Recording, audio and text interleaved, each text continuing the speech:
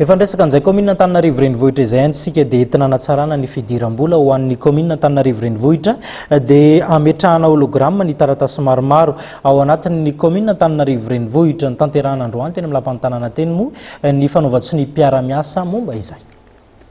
Ametrahana hologramma na marika famantarana daholo ny taratasy sasany izay ilaina eny amin'ny commune manomboka izao.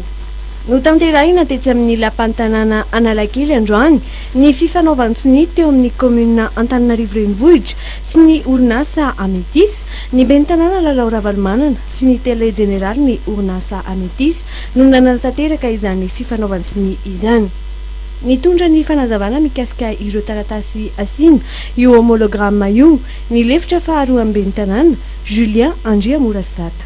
Ireto aby zany document zany sy ny hologramma zany anisan'izany ny capacité de transport commun, anisan'izany ihany koa ny fanomezana licence ho an'ny taxi, ny taxi ville zany sy ny bus, anisan'izany koa ny ticket spectacle, ny vignette amin'ny contre visite ary ny carte de marchand.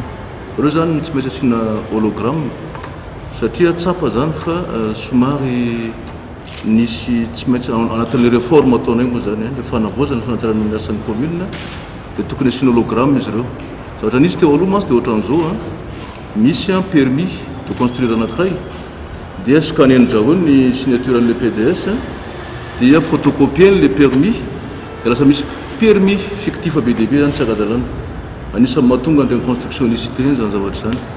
Ohatra anankiray izay menana koa izay ity zany dia arovana an'izay document izay manana resaka vola ao anatiny dia tsy maintsy arovana hologramme. Nanambara moa ny eo anivon'ny commune Antananarivo renivohitra fa tsy miakatra akory ny sandan'ny vola aloha amin'ny fakana ireo taratasy ireo fa mitovy amin'izay efa notapahana teo anivon'ny filan-kevitra munisipaly ihany. Ny sarany imprimer kosa no anjara vola ny orinasa Ametis.